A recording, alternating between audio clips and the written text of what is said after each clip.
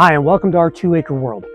Today, we're going to meet with Greg Eddolls, permaculture gardener here in Central Arizona.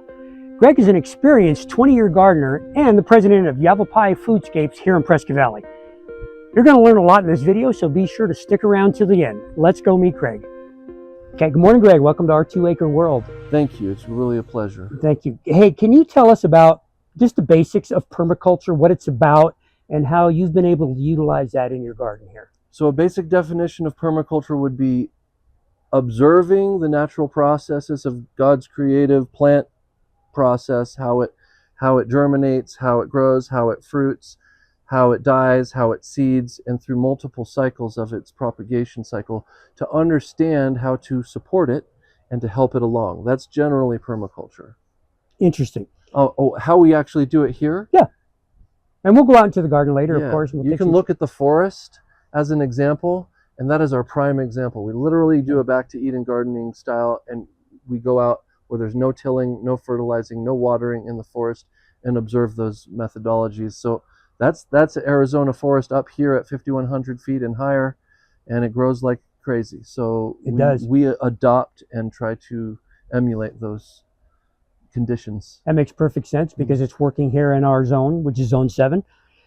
We got unique challenges here in Central Arizona. How have you adapted permaculture to our high temperatures and our low temperatures? We go, I've seen it in the single digits here in the wintertime. How is that permaculture affected, or how does it benefit us with those extreme temperature swings? So, how does it benefit? Yeah. Most specifically? One of the things about permaculture, and because back to Eden method is what we use, we're literally stacking wood mulch and manure like 12 inches thick on the ground and creating a cover. Now eventually, once it matures, it takes about 3 years to do that, what you have is a really full of life layer underneath this cover of wood mulch because we keep adding more on top. And when you plant your plants down in that layer and you have the wood mulch around it, it insulates the roots from cold and heat. It preserves and conserves the water within the wood itself and slowly releases it.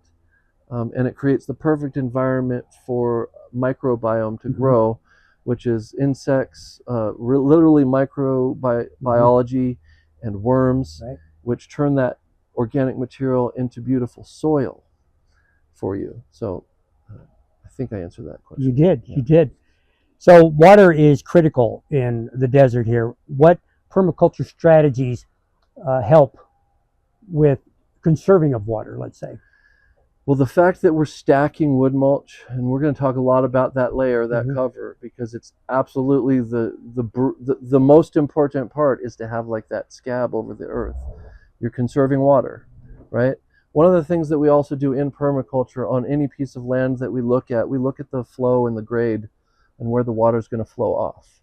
And we plant plants that need that water collection point, like blackberries, raspberries, any type of anything that would be along a river bank or naturally be happy under the speckled shade of a tree and with a regular source of water. Interesting.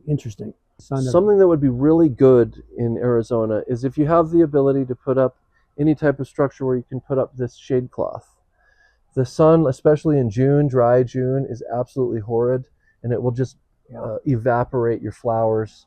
And if you could put just this level, even 30% of shade up over it, it's not going to do anything to harm your production. We've actually grown in a bug tent previously. We had the best little garden ever inside a bug tent, which had a full cover and only mesh on the sides. So yeah, having this shade cloth. Also, if you could have that shade cloth over your garden because of the volatile storms we get here occasionally, we're always worried about that hail sometimes. It'll bounce all the hail off. Yeah, and for everybody, the storms that we're talking about is going to be from July 4 to September 15. We have monsoon season where we're going to get seasonal monsoons come up from the south, and they can be devastating winds and devastating hail in a short period of time. Lock down your greenhouses. Yeah, plenty of that. That's when I built my greenhouse. I built it to withstand that, and I have had 74-mile-an-hour winds, and that greenhouse has stood. I built it that way on purpose because I've seen the neighbors' greenhouses launch, the trampolines launch, the play sets launch, the umbrellas launch. So for any homesteaders watching, what are your tips maybe for maximizing food production in a small space? Do you have any extra tips besides the permaculture itself, of course, which is very important? Well, animals, and that's some of the thing is like animals are really important. We call it sustainable agriculture with animals because we really need their manure. Yeah. We feed them with the plants we grow. We have this whole cycle that's going, right? So without that, it's not just the manure, it's also all the organic material that we're putting in with the manure, and we're harvesting that, and we'll show you that later, hopefully. We're harvesting that and mixing it with peat moss, and that's how we create a greenhouse potting soil that's full of nutrients. Also, that goes straight into our garden because it's what we plant our plants in the pots. So it all goes back into the garden. So I guess the most important part here is that this is a whole ecosystem. Without the manure here, we'd have to go find it somewhere else. Right. Because you absolutely need something, and we don't want synthetic fertilizers, salt-based fertilizers. Correct. Manure and wood mulch is enough in God's system of creation to create more nutrients than you can get out of a bag of synthetic fertilized soil. And this is really, really important. When the chemical industry started, post World War II, is when a lot of these issues started. They had this surplus of ammonium nitrate that they were using for bombs. And they said, hey, nitrates, we can use this as fertilizers. And they started peddling it to the farmers. And that's when the permaculture, the organic methods, the manure methods, that's when all those things started to disappear, was when the commercial pesticide, herbicide, and fertilizer industry got involved that are all chemical based, the nitrogen, potassium, phosphorus, NPK. The stuff we typically buy in the store is not a natural product. Everything I've seen here so far, so stay tuned because we're going to tour Greg's garden in just a minute. Everything I've seen here is as natural it's totally as you could ever hope for. Absolutely. I think it's very important to have a discussion about the mindset because people are so busy right now. This is there's sort of an overall feeling I have about this. And I think everybody sees it. We see how the food at the stores has got literally poisonous stuff in it. Unless you buy organic. Shouldn't all the food be organic, right? But we have to have this mindset to do this on a local scale, in your backyard, in your neighborhood type of scale, because the industrial farming practices, while they work at scale, the quality of the food isn't good, and we wouldn't want to use those types of any sides, pesticides, herbicides, any of that stuff. You can do it on a small scale with permaculture, back to Eden gardening, wood mulch, manure, no tilling. But when you're trying to grow food for everybody, then you have to do some industrial stuff to make the process manageable. For scale, right? Right. Yeah, at scale, it's not manageable to do permaculture in like 100-acre field. Like you'd be there all day.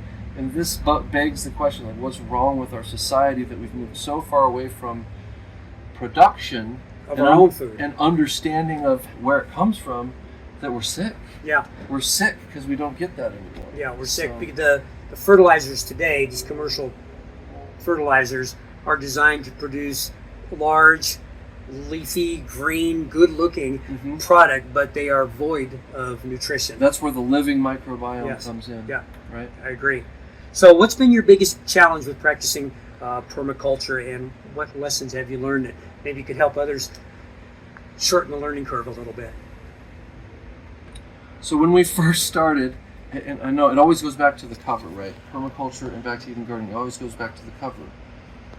We tried different variations of the mindset that we have to mix wood mulch with soil or the bad clay soil to make the soil better.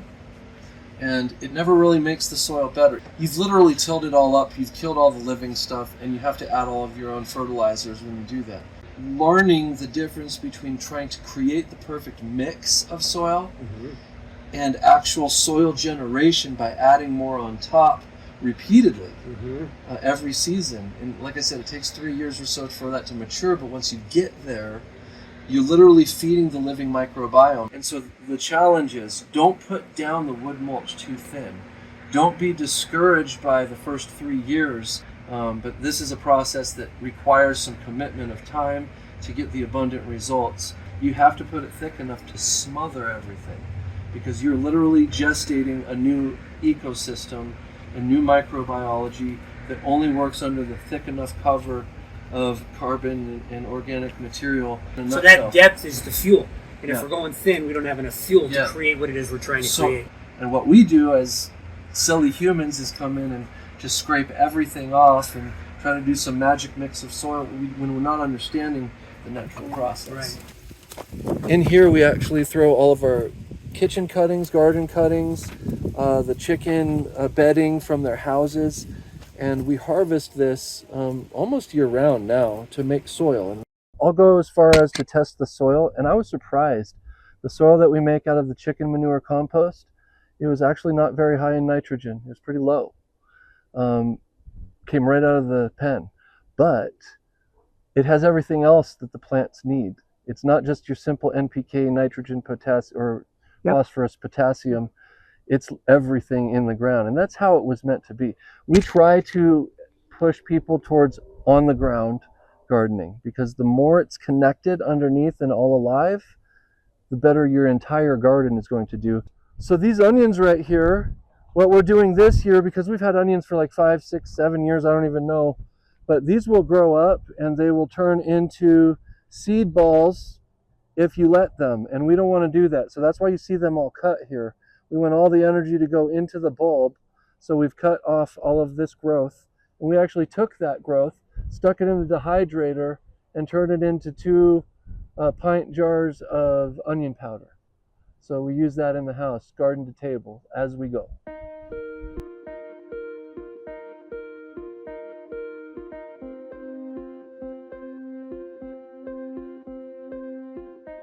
Okay, Greg, where are we now?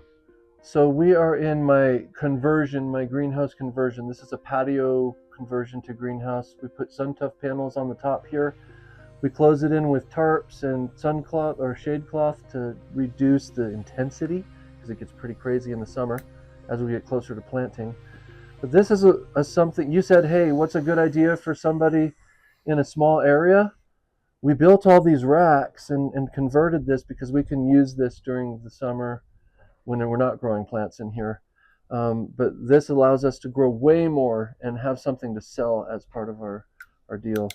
So some of your seedlings you are selling as well as planting. Yeah, we'll be at the Northern Arizona Homestead Conference on May 10th, starting at 9:30 a.m. over at the Prescott Valley Civic Center, right by the library. All right, so we built this heater, and I've got one in the other greenhouse too.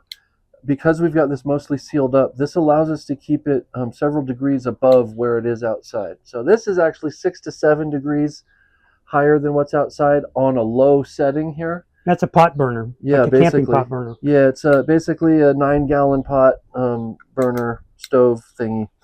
And 1 tank of propane, 5-gallon tanks, lasts me about anywhere from 3 to 7 days, depending on how cold it is and how high I need to burn. But generally we want to keep it above 50 degrees while we're doing this. Ideally 70 degrees all the time is the best for having healthy, happy plants. So what is your vision for your garden, Greg, and how it's going to impact the local homesteading community in, say, the next 5 or 10 years maybe? What are you looking to accomplish? When we first started doing this, and still now, the primary goal is to get people doing stuff like this, and that requires a big mindset change. So we know that we have a huge uphill battle, and I just want to tell you, friends, if you're watching this right now, the reason we did this is because my wife had autoimmune deficiencies like rheumatoid arthritis, but she never really had rheumatoid arthritis. I think we are just sick because we're eating bad, and we need to eat well. And so that was the reason why we started like 25 years ago planting food to try to do that. That was the whole idea, right? So getting other people to do that and getting the mindset to change, that you're going to take the time instead of doom scrolling your phone or playing video games or watching Netflix. You're out here and you're doing something with your feet in the soil and your face in the sun. This is important for health. This is important for connection of your body to the earth. It really matters. Medically, literally grounding improves your blood flow. So the rest of the community, we have a grand vision for that, which is basically we want to help build a local agricultural commerce center. It would have greenhouses, in-ground greenhouses growing 365 days a year with similar lights, but better heat solutions in the ground.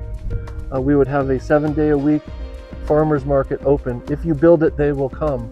There's a lot of people that want to do this, but there's only a 1-day-a-week farmers market. It doesn't support business, so people can't make this transition because there's nothing to support the agricultural commerce. So our goal is to support all projects that are going to grow for themselves and maybe then have surplus that they could give to the community or sell at a market. It could be a place that we do educational events and teach more people about permaculture like we're doing here. Sounds like a great project, Greg. This has all been great information, Greg. I want to thank you for opening up your home and sharing your beautiful garden, and especially your expertise with us today. If our viewers wanted to learn more about permaculture or connect with you, where can they find you? So we have 2 companies, Foodscape LLC, which we focus on selling plants and seeds and doing some consulting. And then secondarily, our bigger vision for the community is Foodscape Visions. So we've got foodscape.tips, that's the LLC, foodscape.tips, like I'm going to give you a tip on foodscaping. And then we've got foodscapevisions.org, which is the 501c3 nonprofit. And our goal is to identify and work with people like, we've got a few projects, Aspire School in Prescott, over in the Dells over there. They're building a 50 by 50 foot garden. We've got Thundermaker Wellness centers putting in gardens for their recovery homes and making it a part of the peaceful practice of being in your garden and a 2-year commitment to recovery instead of bouncing people in and out. You know, there's so many applications for this, but generally those type of projects where it's going to benefit people to eat food, they'll have extra maybe to sell or to share, and it'll just blossom from there. Great information, Greg. Thank you so much for having us. Thank you.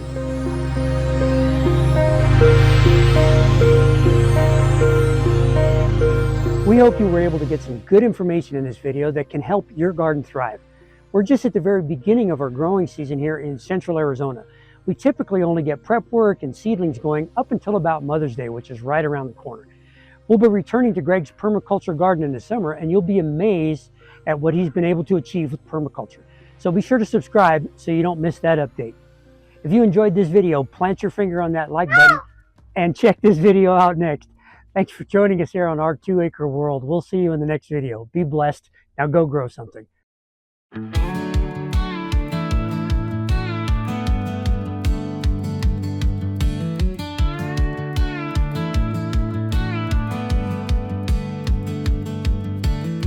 On the land where the wild grass grows, God bless the hands that reap and sow.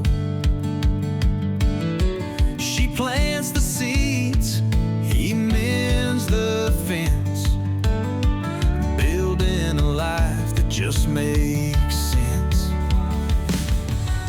Our 2-acre world gives us a simple life.